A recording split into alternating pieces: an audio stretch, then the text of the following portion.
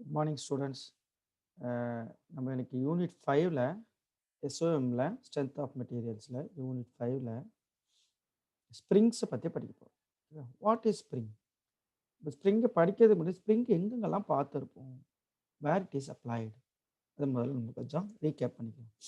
ஸ்ப்ரிங்கை எங்கெங்கெல்லாம் பார்த்துருப்போம்? சரி, நம்ம சிம்பிளாக பேனாவில் பார்த்தீங்கன்னா அழுத்துற மாதிரி ஒன்று இருக்கும். அழுத்துகிற பேனாலாம் பார்த்துருப்பீங்க. அதை அழுத்தினோம்னா என்ன பண்ணும், பேனாவோட நிப்பு வந்து முன்னாடி வரும், இல்லை உள்ளே போயிடும். ஸோ பேனாவில் சைக்கிளில் பார்த்தீங்கன்னா சைக்கிள் ஸ்டாண்டு போடுற இடத்துல இருக்கும். சைக்கிள் சீட்லேயே பார்த்தீங்கன்னா ஸ்ப்ரிங்ஸ் இருக்கும். அதுக்கப்புறம் டூ வீலர்ஸில் வந்து பார்த்தீங்கன்னா நம்மளோட shock absorber front back, two வீலரோட சைட் ஸ்டாண்டு, ஓகேவா? ஸோ இந்த மாதிரி இடத்துலலாம் நமக்கு ஸ்ப்ரிங்கு பார்த்துருப்போம். நிறைய வாட்சுக்கு உள்ளெல்லாம் ஸ்ப்ரிங் இருக்கும், பட் வெளியில் தெரியாது. ரயில்வேயில் ட்ரெயினில் பார்த்தீங்கன்னா ரயில்வேயில் பெரிய பெரிய ஸ்ப்ரிங்கு பெட்டி கீழே குஷனிங்காக இருக்கும். இந்த லாரியில் பார்த்தீங்கன்னா பட்டப்பட்டியாக நீட்டாக ஒன்று இருக்கும், அதுக்கு பேரும் ஸ்ப்ரிங்கு தான், ஓகேவா? அதெல்லாம் வந்து நமக்கு ஈஸியாக விசிபிளாக கண்ணுக்கு தெரிகிற மாதிரி இருக்கும். ஸோ இதை பற்றி தான் பிடிக்கும். ஸ்ப்ரிங் என்ன பண்ணும், நம்ம ஒரு ஃபோர்ஸு கொடுத்தோம்னா அதை வாங்கி அது என்ன பண்ணும், ஸ்ப்ரிங்கோட டைமென்ஷனை சுருக்கிக்கும்.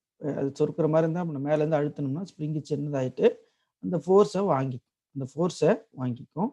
ஸோ அந்த வாங்கிட்டு அது என்ன பண்ணும், அதோட ஷேப் அது மாற்றிக்குது. பெருசாக இருந்து சின்னதாகிடும், இல்லை சின்னதாக இருந்து பெருசாகும். ஸோ அதோட ஷேப்பை மாற்றிக்கிட்டு நம்ம கொடுக்குற லோடை வாங்கிச்சுன்னா அதுதான் ஸ்ப்ரிங்கு. அது திருப்பி லோடு எடுத்தோன்னா திருப்பி பழைய நிலைமைக்கு வந்துடும். லோடு எடுத்தோன்னா திருப்பி பழைய நிலைமைக்கு வந்துடும்.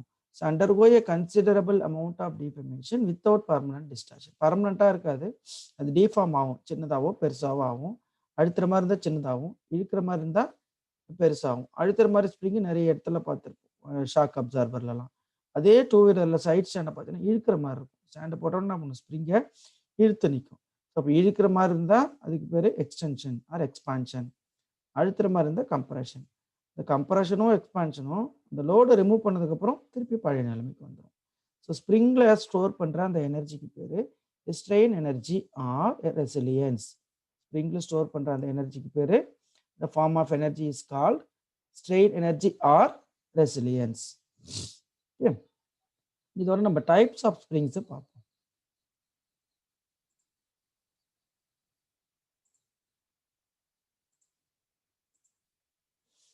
இதுதான் வேற டைப்ஸ் ஆஃப் ஸ்ப்ரிங், ஓகேவா?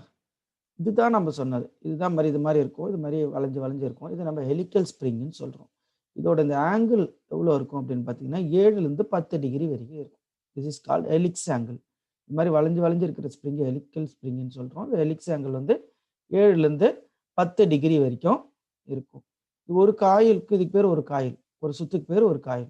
ஒரு காயிலுக்கு 100 காயிலுக்கு நடுவில் கேப் இருக்கு பாருங்க, கேப் இருக்கும். நம்ம அழுத்தும் போது அந்த கேப் தான் என்ன பண்ணும், சுருங்கிக்கும். இங்கே கேப்பே இருக்காது, இழுக்கும்போது என்ன ஆகும், லைட்டாக கேப்பு வர்ற மாதிரி இருக்கும். கேப் இங்கே வரும், ஓகேவா? ஸோ இப்போ அழுத்துற மாதிரி இருந்தால் அதுக்கு பேர் கம்ப்ரெஷன் ஸ்ப்ரிங், இழுக்கிற மாதிரி இருந்தால் அதுக்கு பேர் டென்ஷன் ஸ்ப்ரிங். ஓகே. ஸோ இது ரெண்டுமே ஹெலிக்கல் ஸ்ப்ரிங். வளைஞ்சு இருந்தால் அதுக்கு பேர் ஹெலிக்கல் ஸ்ப்ரிங் தான். ஒன்று வந்து கம்ப்ரசிவ் லோடு எடுத்துக்கும், ஒன்று வந்து டென்சைல் லோட எடுத்துக்கும், ஓகேவா? இது ரெண்டுமே நம்ம டூ வீலரில் பார்க்கலாம். இது ஷாக் அப்சார்பரில் இருக்கும், இது சைட் ஸ்டாண்டில் இருக்கும். ஹெலிக்கல் ஸ்ப்ரிங்லாம் மற்ற ஸ்ப்ரிங் இருக்குது, இதுதான் நம்மளோட சிலபஸில் இருக்குது. மற்றதையும் நம்ம பேர் தெரிஞ்சுக்கணும். கோனிக்கல் ஸ்ப்ரிங், இது மாதிரி என்ன இருக்கும், கோன் மாதிரி இருக்கும். ஒரு சின்ன ஒயர் எடுத்தால் அதை ஸ்ப்ரிங்காக பண்ணியிருப்பாங்க. இந்த பெரிய டயமீட்டருக்கு பேர் ஸ்ப்ரிங் டயமீட்டர், சின்ன ஒயருக்கு பேர் ஒயர் டயமீட்டர், ஓகேவா? இந்த மாதிரி எல்லாம் ஸ்ப்ரிங் இருக்கும், ஓகேவா? இது நம்ம கிளிப்பு, இந்த அட்டை கிளிப்லாம் வச்சுருப்போம், அட்டையிலலாம் கிளிப்பு போடுறதுக்கு சின்ன வயசில் எழுதும்போது அந்த கிளிப்புலாம் இந்த மாதிரி தான் இருக்கும். ஸோ இதுக்கு பேர் டார்ஷன் ஸ்ப்ரிங். சுத்தரமாக இருக்கும், அதுக்கு பேர் torsion spring. Then you have a laminated spring. இதுதான் லாரியில் இது மாதிரி பட்டையாக இருக்கும், இதுக்கு பேர் laminated spring or leaf spring. இது வந்து கீழே இருந்த இந்த ஷாக் எடுத்துக்கும், ஷாக் லோட்ஸ் எடுத்துக்கும். அப்போ வந்து பெண்ட் ஆகும், இது அப்படியே பெண்ட் ஆகி மேலே பெண்ட் ஆகும். ஸோ இதுக்கு பேர் bending spring. Disc spring or belly spring. இது பெரிய பெரிய பம்பு, மோட்டர், டர்பைன்லாம் கீழே சப்போர்ட்காக கொடுத்துருப்பாங்க. இதுக்கு பேர் disc spring or belly spring. Okay. So இதுதான் டைப்ஸ் ஆஃப் ஸ்ப்ரிங். நம்ம இதில் நம்ம படிக்க போகிறது ஹெலிக்கல் ஸ்ப்ரிங் மட்டும்தான் படிக்க போகிறோம். இந்த அப்ளிகேஷன் பாருங்க, நம்ம எங்கே யூஸ் பண்ணுறோம் அப்ளிகேஷன். ஓகேவா? இதுதான் நம்ம ஐசி என்ஜினில் பார்த்தீங்க, இது ஒரு 4 சிலிண்டர் என்ஜின், 4 சிலிண்டர் என்ஜின், கார்லாம் இருக்கிற என்ஜின். இதில் பாருங்கள் ஹியர் கம்ப்ரஷன் ஸ்ப்ரிங். இந்த டூ வீலர்லாம் நீங்களே பார்க்கலாம். இது வந்து ஒரு காரோட engine. Okay, now we'll move to the theory part.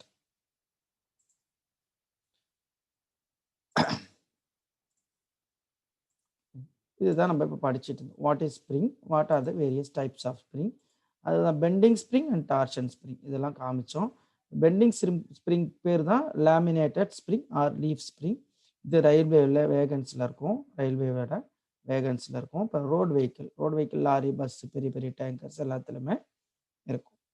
அடுத்தது இதுதான் நம்ம படித்தோம், closely coiled helical spring and open coiled helical spring. Open coil helical spring compression லோட எடுத்துக்கும், closely coiled helical spring tensile லோட எடுத்துக்கும். இது எல்லாத்தையும் நம்ம ஏற்கனவே படிச்சிட்டோம். then you have a difference between closely coiled and open coiled helical spring. ஏற்கனவே சொன்ன இதோட ஆங்கிள் வந்து 7 to 10 டிகிரி இருக்கும். இது கொஞ்சம் ஆங்கிள் அதிகமாக இருக்கும், இதில் கேப் இருக்கும், அதில் கேப் இருக்காது. இதெல்லாம் நம்ம ஏற்கனவே சொல்லிட்டோம். Okay, then you have a derivation part நம்ம போவேன்னா, இது வந்து என்னது, சின்ன ஒயர் எடுத்து தான் நம்ம ஸ்ப்ரிங்காக மாற்றிருப்போம். அதுக்கு ஸ்மால் டயமீட்டருக்கு பேர் ஒயர் டயமீட்டர். ஃபுல் ஸ்ப்ரிங்கோட டயமீட்டருக்கு பேர் coil diameter or spring diameter, capital D. அதில் பாதி ரேடியஸ், டபிள்யூனா லோடு. ஃபார்முலாவெல்லாம் நம்ம கணக்கு நடத்தும் போது பார்த்துக்கலாம். Stiffness of spring. What is stiffness of spring? Stiffness is a ratio between load and unit deflection. Stiffness is defined as the ratio between load and unit deflection. Load deflection formula போட்டால் இந்த formula வந்துடும். இதையே நம்ம கணக்கு நடத்தும் போது பார்த்துக்கலாம். இதுக்கு இன்னொரு பேர் இருக்குது, it is known spring constant. டிஃப்ளெக்ஷனுக்கு ஸ்டிஃப்னஸ்க்கு இன்னொரு பேர் ஸ்ப்ரிங் கான்ஸ்டன்ட். ஏற்கனவே சொன்னோம், இந்த energy stored or strain energy stored in a helical ஸ்ப்ரிங்க்கு பேர் resilience. Energy stored in the ஸ்ப்ரிங்க்கு பேர் ரெசிலியன்ஸ். அதுக்கு என்ன formula? Average load into deflection. Average load into deflection. With this we can move the two problems. A closely coiled helical spring of alloy steel wire 10 mm diameter having 15 complete turns, 10 mm diameter. ஒரு line படிச்ச உடனே இந்த value வந்தால் முதல்ல டேட்டாவை எழுந்திருங்க, படிச்சுட்டே இருக்கக்கூடாது. ஸ்டீல் ஒயர் டயமீட்டர்னா small D, having 15 complete turns, டர்ன்ஸ்னா சுத்து, 15 சுத்து இருக்கு. அப்போ small n is equal to 15 with a mean coil diameter of 100 mm. இப்போ கேபிட்டல் டி காயில் டயமீட்டர்னு கொடுக்கலாம், இல்லைன்னா டயமீட்டர் ஆஃப் ஸ்ப்ரிங்குன்னு கொடுக்கலாம். அதை நம்ம என்னென்னு எடுத்துக்கணும்? கேபிட்டல் டின்னு எடுத்துக்கணும். Calculate the stiffness of the spring. என்ன கேட்குறாங்களோ அதை இங்கே எழுதிக்கோ. எஸ் கேட்குறாங்க. Stiffness of the spring. ஸ்டிஃப்னஸ்க்கு இன்னொரு பேர் என்னன்னு படித்தோம்? Spring constant. தென் சி கொடுத்துருக்காங்க. சினா ரிஜிடிட்டி மாடுலஸ். நம்ம அதை என்னன்னு தான் வச்சுக்கணும், ஓகேவா? அதனால் என்னன்னே வச்சுப்போம். n is equal to 19 to 10 power 3 Newton per mm square. Capital என்ன ரிஜிடிட்டி மாடுலஸ், ஸ்மால் என்னன்னா நம்பர் ஆஃப் டர்ன்ஸ், கேபிட்டல் டினா ஸ்ப்ரிங்கோட diameter or coil diameter, small டினா ஒயர் டயமீட்டர். ரேடியஸ் கண்டுபிடிச்சிப்போம். கேபிட்டல் டியில் பாதி ரேடியஸை கண்டுபிடிச்சிப்போம், ஓகேவா? இப்போ ஸ்டிஃப்னஸ் ஆஃப் ஸ்ப்ரிங் ஃபார்முலாவை எழுதுங்க. n into d power 4 divided by 64 r cube n. Capital என்ன ரிஜிடிட்டி மாடுலஸ், ஸ்மால் என்ன number of turns, capital R capital டியிலேருந்து கண்டுபிடிச்ச radius of spring, small D diameter of wire. எல்லா டேட்டாவும் தெரியும், சப்ஸ்டியூட் பண்ணு, கால்குலேட்டரில் டைப் பண்ணுங்க, அடிச்சிங்கன்னா வில் கெட் திஸ் வேல்யூ, ஓகேவா? 7.5. நம்ம கால்குலேட்டர் ப்ராக்டிஸில் கஷ்டமாக இருந்தால் எனக்கு வாட்ஸ்அப்பில் மெசேஜ் கொடுங்க, அந்த கால்குலேட்டரில் உங்களுக்கு ஒர்க் அவுட் பண்ணி அதை ஒரு வீடியோவாக அனுப்புகிறேன்.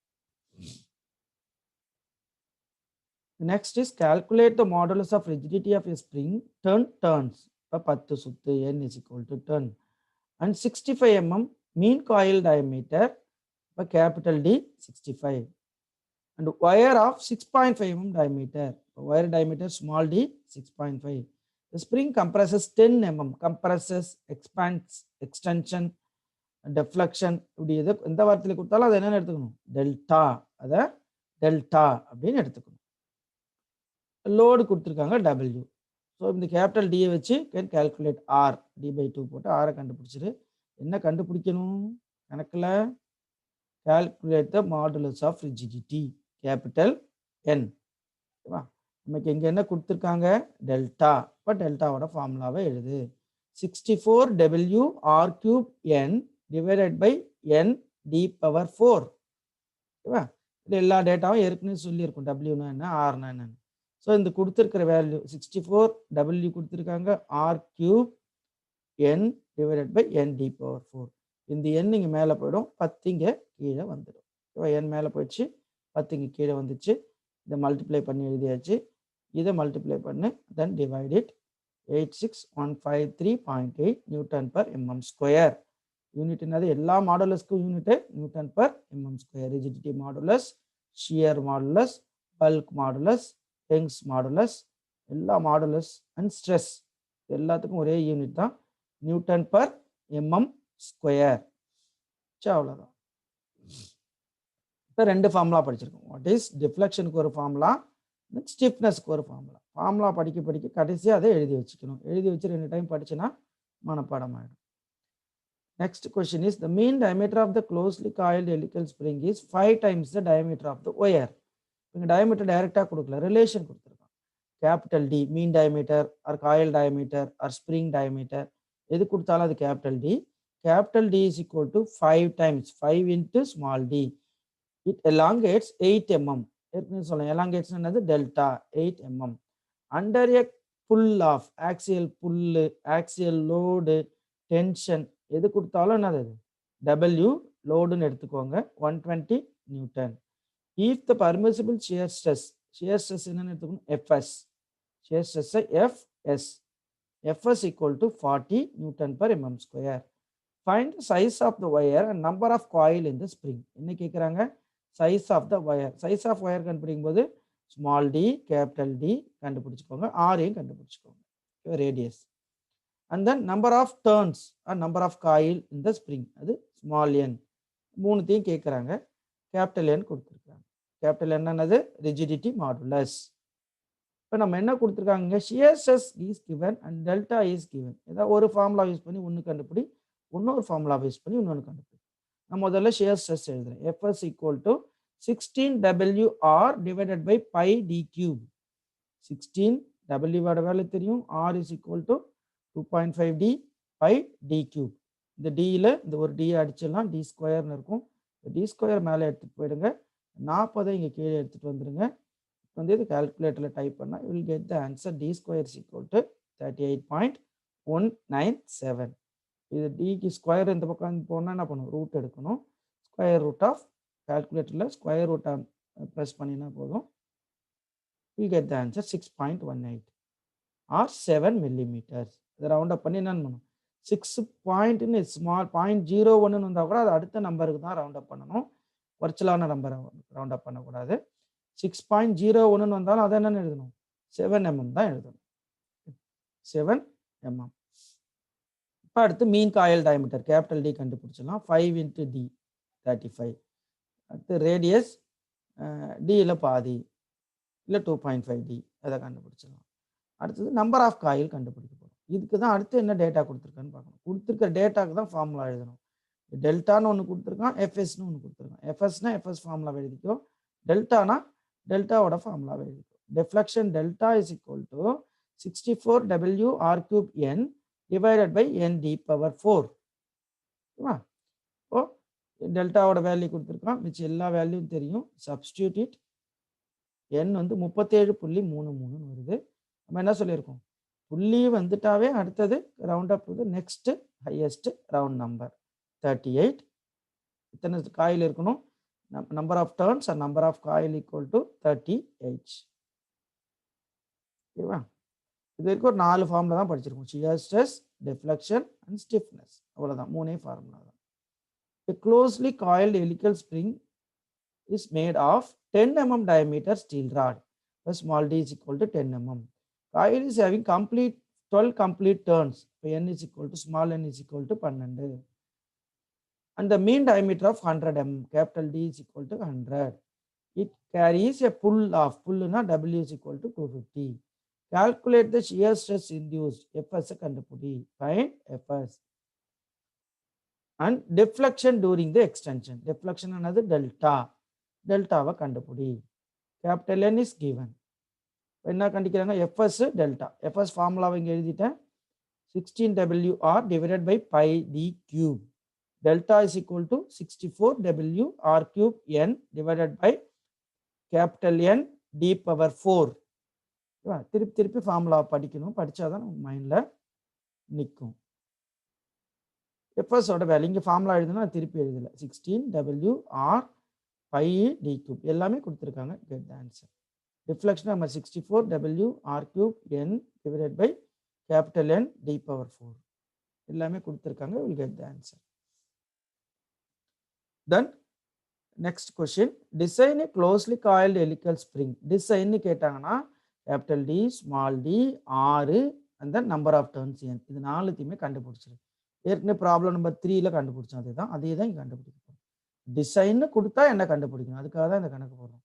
Small d, capital D, R and n, number of turns n. Stiffness கொடுத்திருக்காங்க. S is equal to 20 Newton per mm. The maximum shear stress in the spring material is not to exceed 80 Newton per mm square. Fs equal to shear stress என்ன எடுத்துக்கணும்?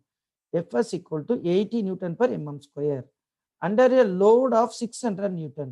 W is equal to 600 Newton. The diameter of coil is to be 10 times the diameter of the wire. Capital D is equal to 10 times 10 into small d. Then capital N, rigidity modulus equal to 85 into 10 power 3 Newton per mm square. இப்போ நம்ம capital டியை வச்சு small D அதில் பாதி 5Dன்னு எழுதி வச்சுக்கோங்க. இப்போ என்னென்ன கொடுத்துருக்காங்களோ அந்த ஃபார்முலா எழுது. எஃப்எஸ் கொடுத்துருக்காங்க, எஃப்எஸ் ஃபார்முலா எழுது. எஸ் கொடுத்துருக்காங்க, எஸ்ஸோட ஃபார்முலாவே எழுது. எஸ்னா என்ன சொன்னோம்? Stiffness. Stiffness is equal to N d power 4 divided by 64 R cube N. எஃப்எஸ்க்கு 16WR divided by pi d cube. இப்போ கொடுத்துருக்கிறது சப்ஸ்டியூட் பண்ணு. எஃப்எஸ் ஈக்குவல் டு 16W, டபிள்யூட வேல்யூ 600, R வந்து 5D பை டி கியூப். இந்த டியில் ஒரு டி அடிச்சிடலாம். D square மேலே போய்ட்டு 80 கீழே வந்துடும். இதை சால்வ் பண்ணால் வில் கெட் த டி ஸ்கொயருக்கு ஒரு ஆன்சர் கிடைக்கும். டி ஸ்கொயர் ரூட் எடுத்தோம்னா கெட் த டி. டியை ரவுண்ட் அப் பண்ணி நம்ம என்ன சொல்லியிருக்கோம்? அடுத்த நெக்ஸ்ட் நம்பர் தட் இஸ் 13.8 14 millimeterன்னு எழுதிக்கோங்க. Then radius of the coil 5D, அதே ரவுண்ட் அப் பண்ணி 70. Mean coil diameter capital D 10D, 10 into D, அதே ரவுண்ட் அப் பண்ணி எழுதிக்கோங்க. நீ மொத்தமாக ரவுண்ட் அப் பண்ண வேல்யூ போட்டாலும் ஓகே தான். நீ 10 into 14ன்னு போட்டாலும் ஓகே தான். நான் போட்டு காமிக்கணுன்றதுனால ரவுண்ட் அப் பண்ணியிருக்கேன். ரவுண்ட் அப் பண்ண வேல்யூ இங்கே 5D 10Dக்கு போட்டாலும் இட் இஸ் ஓகே. அடுத்தது நம்பர் ஆஃப் டர்ன்ஸ். இதுக்கு என்ன யூஸ் பண்ண போகிறோம்? நமக்கு என்ன கொடுத்துருக்கோம்? S. S is equal to N d power 4, என்னோட வேல்யூ டியோட வேல்யூ 14, 64 R cube N. ஓகேவா? சப்ஸ்டியூட் பண்ணி இந்த எண் இங்கே போய்டும். இந்த 20 கீழே வந்துடும்.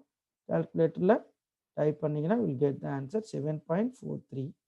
அடுத்த ரவுண்ட் நம்பர் 8 டர்ன்ஸ் அப்படின்னு எடுத்து. ஓகேவா? With this thank you. பாருங்கள், கால்குலேட்டரில் ஒர்க் அவுட் பண்ணி பாருங்கள். கண்டிப்பாக நோட்லேயோ இல்லை ஒயிட் பேப்பர் A4ல எழுதி ஸ்டேப்லர் அடிச்சுக்கோங்க. டாபிக் வைஸ் ஸ்டேப்லர் அடித்து வச்சுக்கோங்க. ஓகே, நேரில் பார்க்கும்போது சப்மிட் பண்ணுங்கள். Next part of the problem கொஞ்சம் இருக்குது. இது நான் அடுத்த வீடியோவில் போடுறேன். தேங்க்யூ.